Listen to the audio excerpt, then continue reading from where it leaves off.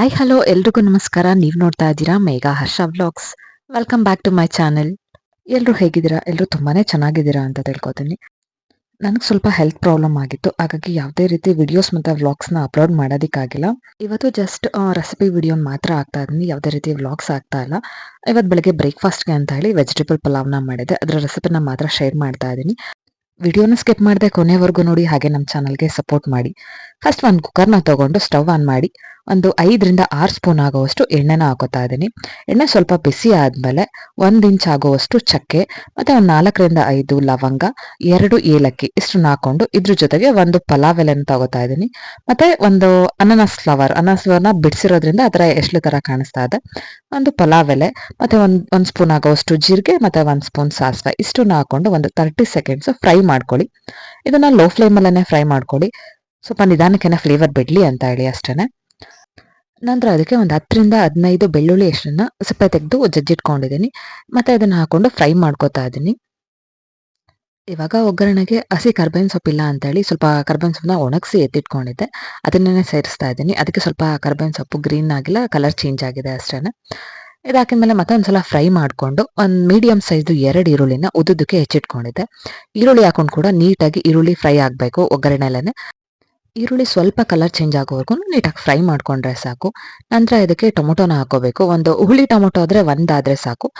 ನಾನು ಇವಾಗ ಮಾಡ್ತಿರೋದು ಒಂದು 3 ಜನಕ್ಕೆ ಆಗೋವಷ್ಟು, ಹಾಗಾಗಿ ಹುಳಿ ಟೊಮೊಟೊ ಆಗಿರೋದ್ರಿಂದ ತೊಗೊಂಡ್ರೆ 1 ಟೊಮೊಟೊನ ಹಾಕೊಳ್ಳಿ. ಮಾಮೂಲಿ ಟೊಮೊಟೊ ಆದರೆ 2 ಟೊಮೊಟೊನ ಚಿಕ್ಕ ಚಿಕ್ಕದಾಗಿ ಪೀಸಸ್ ಹಾಕೊಂಡು ಫ್ರೈ ಮಾಡ್ಕೊತಾ ಇದ್ದೀನಿ. ಟೊಮೊಟೊ ಕೂಡ ಪೂರ್ತಿಯಾಗಿ ಮೆತ್ತಗಾಗೋವರೆಗೂ ಫ್ರೈ ಮಾಡ್ಕೊಳ್ಳಿ. ಇದಕ್ಕೆ ನೀವು ಯಾವುದೇ ರೀತಿ ತರಕಾರಿ ಬೇಕಾದರೂ ಹಾಕೋಬೋದು, ನಿಮಗೆ ಅರ್ಜೆಂಟಿಗೆ ಯಾವ್ದು ಸಿಗುತ್ತೆ ಅದಾದ್ರೂ ಓಕೆ. ನಾನು ಕ್ಯಾರೆಟ್, ಬೀನ್ಸು, ಆಲೂಗಡ್ಡೆ ಮತ್ತು ನವಿಲುಕೋಸು ಇಷ್ಟನ್ನ ತೊಗೊಂಡಿದ್ದೀನಿ. ಇದ್ರ ಜೊತೆಗೆ ಬೇಕು ಅಂತ ಅನ್ಸಿದ್ರೆ ನೀವು ಕಾಲಿಫ್ಲವರ್ ಕೂಡ ಹಾಕೋಬೋದು, ಕ್ಯಾಪ್ಸಿಕಮ್ ಯಾವುದನ್ನು ಬೇಕಾದ್ರೂ ಹಾಕೊಂಡು ಪಲಾವ್ನ ಮಾಡ್ಕೋಬೋದು. ಇದ್ರ ಜೊತೆಗೆ ಓವರ್ ನೈಟ್ ನೆನೆಸಿಟ್ಕೊಂಡಿರೋಂಥ ಬಟಾಣಿನ ಸೇರಿಸ್ತಾ ಇದ್ದೀನಿ. ಬಟಾಣಿನ ಎಷ್ಟು ಜಾಸ್ತಿ ಟೈಮ್ ನೆನೆಸಿಡ್ತೀವೋ ಅಷ್ಟು ಕೂಡ ಟೇಸ್ಟ್ ಚೆನ್ನಾಗಿ ಸಿಗುತ್ತೆ, ಮತ್ತು ಬೆಂದಿಲ್ದಿರೋ ಥರ ಅಂತೂ ಆಗೋದಿಲ್ಲ. ಇವಾಗ ಇದಕ್ಕೆ ಟೇಸ್ಟಿಗೆ ಎಷ್ಟು ಬೇಕೋ ಅಷ್ಟು ನೋಡಿಕೊಂಡು ಉಪ್ಪನ್ನ ಹಾಕೋತಾ ಇದ್ದೀನಿ. ಅಂದರೆ ಒಗ್ಗರಣೆಗೆ ಮಾತ್ರನೇ ಉಪ್ಪನ್ನ ಇವಾಗ ಸೇರಿಸ್ತಾ ಇರೋದು. ಒಂದು 2ರಿಂದ 3 ಸ್ಪೂನ್ ಹಾಕೋವಷ್ಟು ಉಪ್ಪು, ಯಾಕೆ ಅಂತ ಅಂದರೆ ಆ ಒಗ್ಗರಣೆಲ್ಲೇ ಸ್ವಲ್ಪ ತರಕಾರಿ ಎಲ್ಲ ಬೇಯೋದ್ರಿಂದ ಉಪ್ಪು ಕೂಡ ಇಡಲಿ ಅಂತ ಹೇಳಿ. ಉಪ್ಪು ಹಾಕಿದ್ಮೇಲೆ ಒಂದು 5 to 10 ಮಿನಿಟ್ಸ್ ಆದರೂ ನೀಟಾಗಿ ಮೀಡಿಯಂ ಫ್ಲೇಮಲ್ಲೇ ಫ್ರೈ ಮಾಡ್ಕೋತಾ ಇದ್ದೀನಿ. ನೀರಲ್ಲಿ ಬೇಯೋದಕ್ಕಿಂತ ಒಗ್ಗರಣೆಲಿ ಬೇಯಿಸಿದ್ರೇ ತರಕಾರಿ ಟೇಸ್ಟ್ ತುಂಬಾ ಚೆನ್ನಾಗಿ ಬರುತ್ತೆ ಅಂತ ಹೇಳಿ. ನಾವು ಅಕ್ಕಿನೂ ಕೂಡ ಒಗ್ಗರಣೆಗೆ ಸೇರಿಸೋದ್ರಿಂದ ಟೇಸ್ಟ್ ಸ್ವಲ್ಪ ಚೇಂಜ್ ಬರುತ್ತೆ. ಇವಾಗ ಪಲಾವ್ ಮಾಡೋದಕ್ಕೆ ಒಂದು ಮಸಾಲೆನ ರೆಡಿ ಮಾಡ್ಕೋತಾ ಇದ್ದೀನಿ. ಒಂದು ಮಿಕ್ಸಿ ಜಾರ್ ತೊಗೊಂಡು ಅದಕ್ಕೆ ಖಾರಕ್ಕೆ ಎಷ್ಟು ಬೇಕೋ ಅಷ್ಟು ನೋಡಿಕೊಂಡು ಒಂದು 10ರಿಂದ 12 ಆಗೋಷ್ಟು ಹಸಿಮೆಣಸಿನ್ಕಾಯಿ ತೊಗೊಂಡಿದ್ದೀನಿ. ಜೊತೆಗೆ 1 ಇಂಚ್ ಆಗೋಷ್ಟು ಶುಂಠಿ ಮತ್ತು ಒಂದು 10 ಎಸ್ಳು ಸಿಪ್ಪೆ ತೆಗೆದಿರೋ ಅಂಥದ್ದು ಬೆಳ್ಳುಳ್ಳಿನ ತೊಗೊಂಡಿದ್ದೀನಿ.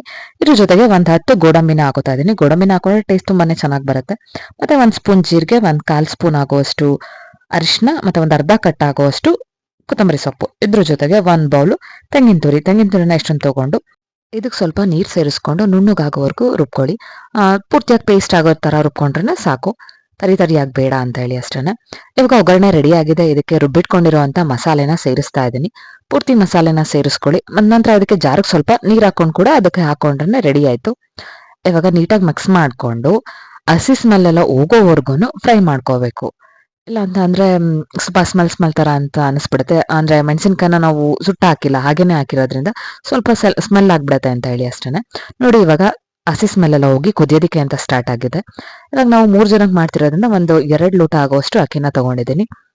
ಅದು 3 ಜನಕ್ಕೂ ಆಗುತ್ತೆ, 4 ಜನಕ್ಕೂ ಆಗುತ್ತೆ. ಇವಾಗ ಅಕ್ಕಿನ ಸೇರಿಸ್ಕೊತಾ ಇದ್ದೀನಿ, ಒಗ್ಗರಣೆಗೆನ ಅಕ್ಕಿನ ಸೇರಿಸ್ಕೊತಾ ಇದ್ದೀನಿ. ನಾನು ಫಸ್ಟೇನೆ ಸೇರಿಸ್ಕೊಳ್ಳೋಣ ಅಂದ್ಕೊಂಡೆ, ಮರ್ತುಬಿಟ್ಟೆ. ಫಸ್ಟೇನೆ ಸೇರಿಸ್ಕೊಂಡಿದ್ರೆ ಇನ್ನೂ ಚೆನ್ನಾಗಿ ಬರ್ತಿತ್ತು. ಇವಾಗ ಮಸಾಲೆ ಹಾಕಿದ್ಮೇಲೆ ಸೇರಿಸ್ಕೊಂಡೆ ಸ್ವಲ್ಪ ನೀರು ಥರನೇ ಆಗಿರುತ್ತೆ. ಇವಾಗ 1:2 ರೇಷಿಯೋ ಥರ 2 ಲೋಟ ಅಕ್ಕಿಗೆ 4 ಲೋಟ ನೀರನ್ನ ಹಾಕೋತಾ ಇದ್ದೀನಿ. ನೀರು ಹಾಕೊಂಡು ಚೆನ್ನಾಗಿ ಕುದಿಯೋವರೆಗೂ ಲಿಡ್ನ ಕ್ಲೋಸ್ ಮಾಡ್ತಾ ಇಲ್ಲ ನಾನು. ಮತ್ತು ನಾವಿದಕ್ಕೆ ಕೊನೆಯಲ್ಲಿ ಒಂದು ಅರ್ಧ ಹೋಳಾಗುವಷ್ಟು ನಿಂಬೆ ರಸನ ಹಾಕ್ತಾ ಇದ್ದೀನಿ, ಟೇಸ್ಟ್ ಚೆನ್ನಾಗಿ ಬರುತ್ತೆ ಅಂತ ಹೇಳಿ. ಮತ್ತು ಇದ್ರ ಜೊತೆಗೆ 1 ಸ್ಪೂನ್ ಆಗೋವಷ್ಟು ತುಪ್ಪನ ಸೇರಿಸ್ಕೊತಾ ಇದ್ದೀನಿ. ನೀವು ತುಪ್ಪ ತಿನ್ನಲ್ಲ ಅಂತ ಅಂದರೆ ತುಪ್ಪನ ಹಾಕ್ಲಿಕ್ಕೆ ಹೋಗಬೇಡಿ, ನಿಮ್ಮ ಇಷ್ಟ. ತುಪ್ಪ ಮತ್ತು ನಿಂಬೆ ರಸ ಹಾಕೋದು ನಿಮ್ಮ ಇಷ್ಟಕ್ಕೆ ಬಿಟ್ಟಿದ್ದು. ಇಷ್ಟ ಆದರೆ ಹಾಕೋಬೋದು, ಇಲ್ಲ ಅಂತಂದರೆ ಬಿಡ್ಬೋದು. ನಾನು ಇದಕ್ಕೆ ಉಪ್ಪನ್ನ ಸೇರಿಸೇ ಇರಲಿಲ್ಲ. ಮೀನ್ಸ್ ತರಕಾರಿಗೆ ಫ್ರೈ ಮಾಡ್ಬೇಕಾದ್ರೆ ಅಷ್ಟೇ ಹಾಕಿದ್ದು. ಮತ್ತು ಟೇಸ್ಟ್ ನೋಡಿದಾಗ ಉಪ್ಪು ಕಡಿಮೆ ಅಂತ ಅನ್ನಿಸ್ತು. ರೈಸ್ಗೆ ಸ್ವಲ್ಪ ಉಪ್ಪು ಬೇಕಲ್ವಾ ಎಲ್ಲ ಸೇರಿಸಿದ್ಮೇಲೆ. ಸೊ ಉಪ್ಪನ್ನ ಸೇರಿಸ್ಕೊಂಡು ಕೊನೆಯಲ್ಲಿ ಇವಾಗ ಲಿಡ್ನ ಕ್ಲೋಸ್ ಮಾಡ್ತಾ ಇದ್ದೀನಿ. ನೀರು ಕುದಿಯೋದಕ್ಕೆ ಸ್ಟಾರ್ಟ್ ಆದಮೇಲೆ ನಾವು ಲಿಡ್ನ ಕ್ಲೋಸ್ ಮಾಡಿರೋದ್ರಿಂದ 1 ವಿಸಿಲ್ ಆದರೆ ಸಾಕು. 2-3 ವೆಸಲ್ ಕೂಗಿಸ್ತೀನಿ ಅಂತ ಅಂದ್ರೆ ಸ್ವಲ್ಪ ತಳ ಒತ್ತದಂಗೆ ಆಗ್ಬಿಡುತ್ತೆ. ಹಾಗಾಗಿ ಒಂದೇ ವೆಸಲ್ ಸಾಕು ಅಂತ ಹೇಳಿ ಸ್ವಲ್ಪ ಅರ್ಜೆಂಟ್ ಇದ್ದಿರೋದ್ರಿಂದ ನಾನೇನೆ ವೆಸಲ್ ಸ್ವಲ್ಪ ಮಾಡ್ತಾ ಇದ್ದೀನಿ, ಅಂದ್ರೆ ಸ್ಟಿಂಗ್ ಹೊರಗೆ ತೆಗಿತಾ ಇದ್ದೀನಿ, ಅರ್ಜೆಂಟ್ ಇದೆ ಅಂತ ಹೇಳಿ ತಿಂಡಿಗೆ.